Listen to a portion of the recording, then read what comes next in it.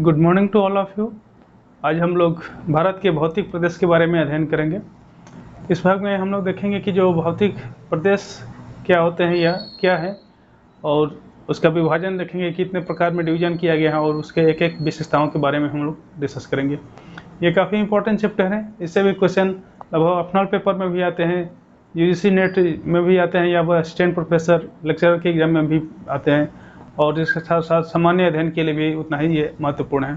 ठीक है, तो यहाँ से ज़्यादातर क्वेश्चन लगभग फैक्चुअल ही आते हैं, तो अच्छे ढंग से हम लोग यहाँ पे देखना है और धैर्य बना के अपना देखना है, क्योंकि ये चैप्टर ये काफ़ी लंबा होगा और ये काफ़ी फैक्चुअल है, इसलिए इसको जितने भी इसका फैक्चुअल चीज़ें हैं उसको सबको जुबान पर होना चाहिए, याद पूरी तरह से कर लीजिएगा। ठीक है, तो हम लोग यहाँ पे देखते हैं कि जो भारत के भौतिक प्रदेश हैं विशेष रूप से इसके जो प्राचीन संरचना है या भूगर्भिक संरचना है उस पर ही आधारित हैं, क्योंकि जैसे कि हम लोग जानते हैं कि जो भारत का जो भूगर्भिक संरचना है काफ़ी प्राचीन काल से लेकर के और अभी तक जो होलोसिन काल है वो अभी तक चलता आ रहा है और निरंतर अभी चलता ही है।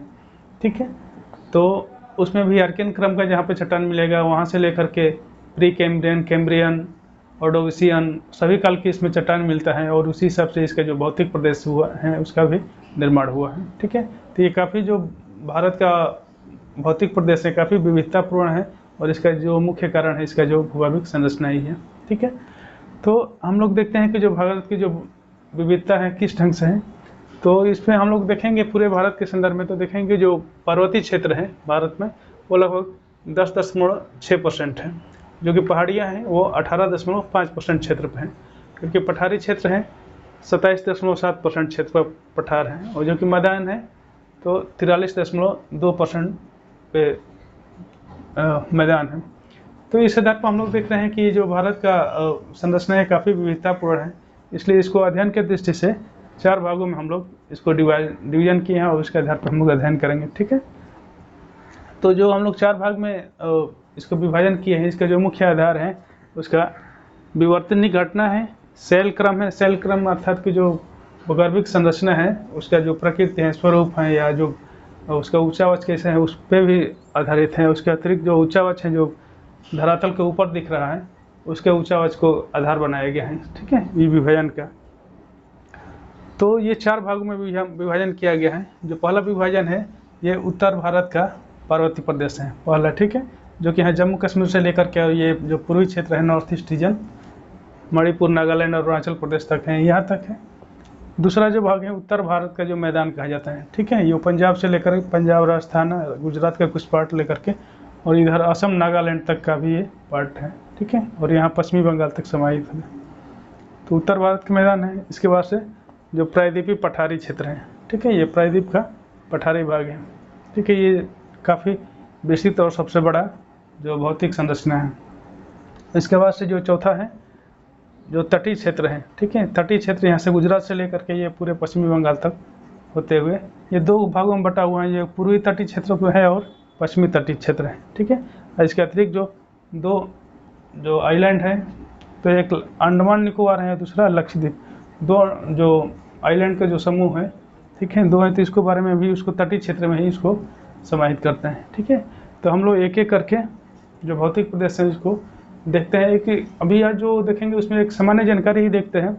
इसके बाद से जो अगला टॉपिक होगा या अगला जो क्लास होगा उसमें एक एक जो प्रदेश हैं काफ़ी डिटेल में उसको अध्ययन करेंगे हम। ठीक है, तभी एक सामान्य जानकारी ले लेते हैं कि जो चारों प्रदेश के बारे में।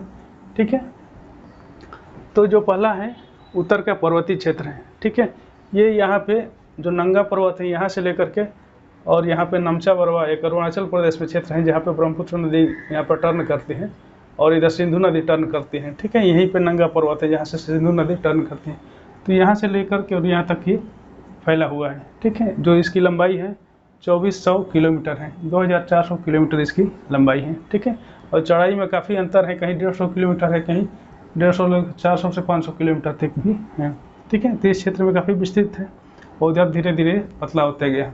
ठीक है, तो ये है उत्तर भारत का पर्वतीय प्रदेश। इसकी जो औसत ऊंचाई है 6000 मीटर है। ठीक है, जो इसका क्षेत्रफल है लगभग 5 लाख वर्ग किलोमीटर है। ठीक है, पूरे जो उत्तर भारत के पर्वतीय क्षेत्र हैं दोनों मिला करके, इधर का और पूरब साइड का मिला करके 5 लाख वर्ग किलोमीटर इसका क्षेत्रफल है। ठीक है, ये हम लोग जानते हैं कि जैसे कि ये नवीन मोरदार पर्वत है। ठीक है, इसका जो विकास हुआ है, जो नीचे का जो टेथी सागर था, इसके मलबे के ऊपर उठने के या वलन के कारण से इसका निर्माण हुआ है। ठीक है, जो अगला क्लास होगा उसमें काफ़ी हम लोग डिटेल से देखेंगे कि इसके जो आंतरिक संरचना के भी बारे में देखेंगे, कैसे निर्माण हुआ इसके बारे में देखेंगे, चाहे और छोटी छोटी जानकारियों के बारे में भी डिस्कस करेंगे। ठीक है, तो ये है तो मुर्दार पर्वत है। इसमें जो पर्वत श्रेणी है, ट्रांस हिमालय है, मध्य हिमालय है, एक महान हिमालय भी है, फिर शिवालिक है, पूर्वांचल है। ठीक है, जब सबसे ऊपरी भाग होगा वो ट्रांस हिमालय है, इसके पश्चात महान हिमालय या ग्रेटर हिमालय का कहलाता है, उसके बाद से मध्य हिमालय या लघु हिमालय कहलाता है। इसके बाद जो सबसे निचली श्रेणी है, मतलब सबसे दक्षिण भाग की श्रेणी है, वो शिवालिक श्रेणी के नाम से जानते हैं। ठीक है, और ये जो आगे वाली श्रेणी है अरुणाचल प्रदेश असम में जो श्रेणियाँ पाई जाती हैं उसको पूर्वांचल श्रेणी के नाम से जानते हैं। ठीक है, तो ये एक सामान्य जानकारी रहा उत्तर भारत के जो पर्वतीय प्रदेश हैं। ठीक है, जो अगला है प्रायद्वीपीय पठार है। ठीक है, जो प्रायद्वीपीय पठार है पूरी पठारी क्षेत्र को कवर किए हुए, ये जो भारत के भौतिक प्रदेश का सर्वाधिक बड़ा ये भौतिक प्रदेश है। ठीक है, ये गोंडवाना लैंड का भाग है। जैसा कि हम लोग जानते हैं कि भारत गोंडवाना लैंड और अंगारा लैंड के दोनों को आपस में सटने के वजह से बना है।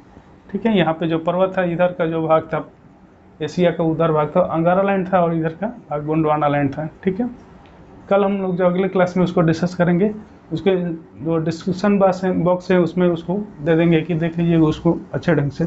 ठीक है, तो ये जो गोंडवाना लैंड का ही भाग है, सबसे बड़ा भौतिक प्रदेश है। इसका जो क्षेत्रफल है 16 लाख वर्ग किलोमीटर है।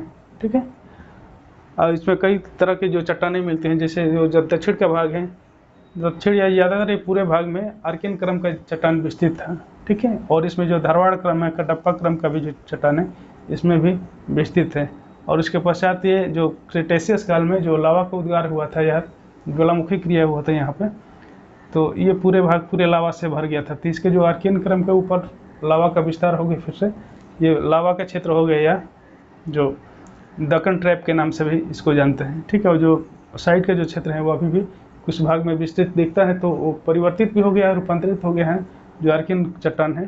ठीक है, तो अभी भी कुछ भाग है और कुछ दिखता है, कुछ अभी परिवर्तित हो गया है। ठीक है, तो ये 3-4 जो क्रम का जो चट्टानें हैं यहाँ पे मिलते हैं। आर्कियन का, दक्कन ट्रैप है, कडप्पक है।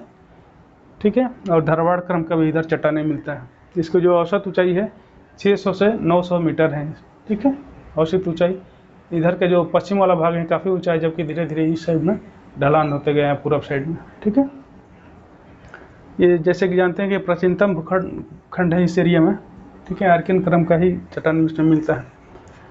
ये फिलहाल इसको विवर्तनिक रूप से शांत एरिया माना जाता है। ठीक है, क्योंकि इस क्षेत्र में लगभग इधर कोई भूकंप नहीं आया। एक कोयना भूकंप आया था 1967 में, इसके पश्चात और कोई इस क्षेत्र में लगभग कोई भूकंप नहीं आया है।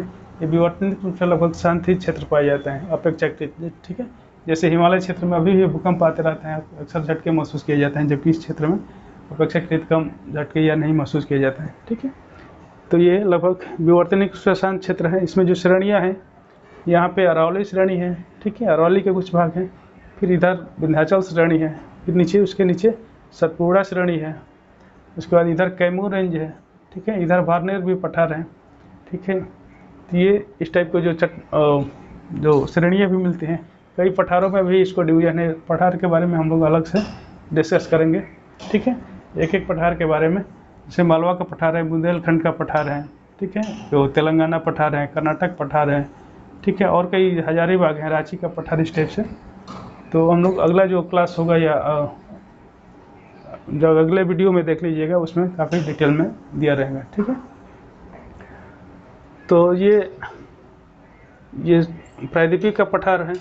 अब अगला है जो उत्तर भारत का विशाल मैदान। जैसे कि हम लोग जानते हैं कि ये उत्तर भारत का विशाल मैदान, इसका निर्माण उधर हुआ है। इधर ब्रह्मपुत्र नदी के कुछ जो सहायक नदी हैं इसको द्वारा हुआ है। गंगा नदी है, गंगा यमुना नदी इधर है। इसके बाद से इधर ब्रह्मपुत्र नदी आती है, यहाँ से ब्रह्मपुत्र नदी का भी विशाल।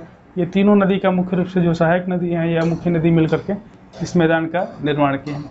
ठीक है, जैसे हम लोग जानते हैं कि ये हिमालय का क्षेत्र होता है, ऊंचा क्षेत्र है। यहाँ से जो नदियाँ निकल के आती हैं, इसी भाग में ये गर्त के नुमा जिस समय हिमालय का निर्माण हुआ था, इस समय ये गर्त का ही निर्माण हो गया था। ठीक है, इसी गर्त में आकर के जो अपने निक्षेपों को अवसादों को जमा करते करते धीरे धीरे ये जो गर्त था भर गया है। ठीक है, और एक मैदान के रूप में विस्तृत हो गया है। ठीक है, जो यहाँ तक जो माही नदी है, ठीक है, और कई नदियाँ हैं जो अरावली पर्वत से भी निकलती हैं। या दक्षिण भारत की नदी अभी जाके चंबल, बेतवा, केन, सोन इत्यादि नदी हैं, सब इसमें भी जाकर के ड्रेन करती हैं या उस क्षेत्र से होकर गुजरती हैं और अपने अवसादों को भी जमा करती हैं। ठीक है, 30 भाग में। ठीक है, तो ये रहा जो उत्तर भारत का मैदान है। इसका जो क्षेत्रफल है 7 लाख वर्ग किलोमीटर है। ठीक है, जैसे कि जलोढ़क मिट्टी द्वारा ये पूरी तरह से बना हुआ है।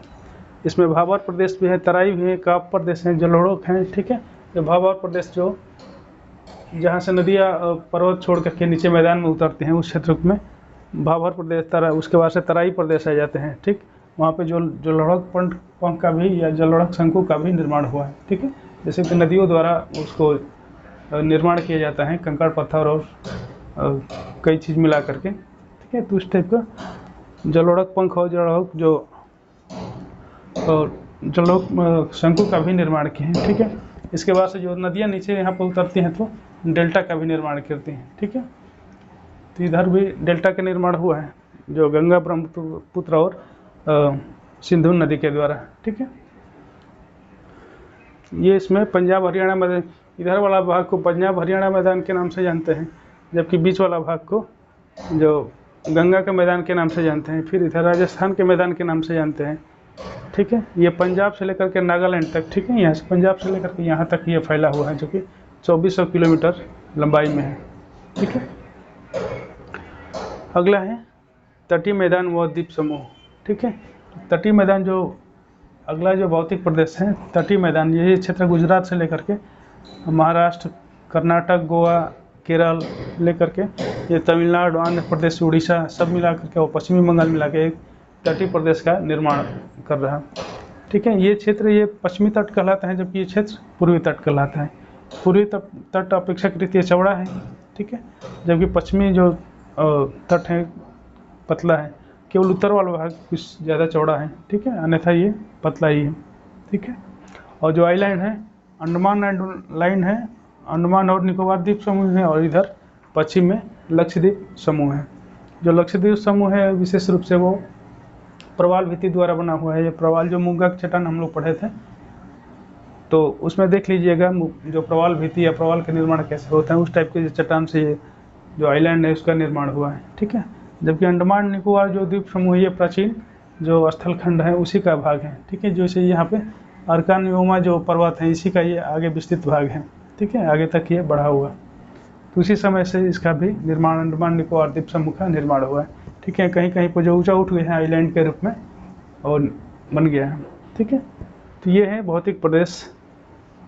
ठीक है, जो अंडमान निकोबार है लगभग 800 से भी अधिक यहाँ पे द्वीप समूह द्वीप मिला करके बना है, जबकि लक्षद्वीप में केवल 36 आइलैंड है। ठीक है, ये जो तटीय क्षेत्र की कुल लंबाई है, ठीक है, 100 किलोमीटर है। ठीक है, पूर्वी और पश्चिमी मिला करके। ठीक है, इसमें जो द्वीप समूह का जो है वो शामिल नहीं किया गया है, जो तटीय क्षेत्र है द्वीप समूह का उसको शामिल नहीं किया गया। ये कन्याकुमारी के पास यहाँ पे ये पूर्वी और पश्चिमी तटीय क्षेत्र में अलग किया जाता है। ठीक है, ये कन्याकुमारी के पास है, कन्याकुमारी कटक, ये पश्चिमी क्षेत्र और ये पूर्वी क्षेत्र अलग किया जाता है। ठीक है, ये ईओसीन काल में ये स्थलों खंड के निमज्जन से ये जो तटीय क्षेत्र है इसका जो निर्माण हुआ है ईओसीन काल में। तटीय क्षेत्र ये कहीं पर ही अभी हम लोग डिटेल में देखेंगे तो उसमें भी देखेंगे, छोटे छोटे क्षेत्रों का भी देखेंगे। कुछ क्षेत्र पर ये निमज्जित हुआ है, मतलब कि स्थल खंड समुद्र से नीचे चला गया है और कुछ भाग हैं कि ऊपर भी आया है। ठीक है, तो हम लोग जब डिटेल में उसको देखेंगे तो इसके बारे में देखेंगे कहाँ पे जो आया है, मैंने ऊपर निमज्जन हुआ है और कहाँ पे अवतलन हुआ है। ठीक है, तो ये लगभग सामान्य अध्ययन के लिए नहीं है। सामान्य अध्ययन में हो सकता है कि जो यूपीएससी है आईएएस में भी क्वेश्चन पूछा जा सकता है, और जो एनडीए सीडीएस में पूछा जा सकता है वहाँ से ये क्वेश्चन इतना डिटेल में पूछेगा। अन्यथा जो सामान्य अध्ययन के लिए बहुत इंपॉर्टेंट नहीं है, ऑप्शनल के लोग विशेष रूप से ध्यान देंगे, उनके लिए एक एक जो छोटे छोटे क्षेत्र हैं वहाँ का भी पूछा जा सकता है कि यहाँ के जो तटीय क्षेत्र हैं वो निमज्जित से हुआ है या उमज्जित से हुआ है। ठीक है, तो उठा हुआ है या स्थलखंड का नीचे भाग जाने से ये बना है। इस चीज़ को ध्यान रखिएगा। तो आगे हम लोग जो अगला क्लास होगा उसमें डिटेल में देखेंगे, ठीक। तो आज के लिए इतना ही तक रहने देते हैं, ठीक है। तो उम्मीद है कि सब कुछ समझ में आ गया होगा। यदि कहीं कन्फ्यूजन होगा तो फिर कमेंट बॉक्स में दीजिएगा, उसको अगले हम क्लास में डिटेल में या तो डिस्कस कर देंगे, या फिर छोटा यदि क्वेश्चन होगा तो आंसर मैसेज से ही देने का प्रयास करेंगे, ठीक है। तो आज के लिए यहीं तक, ठीक है, धन्यवाद।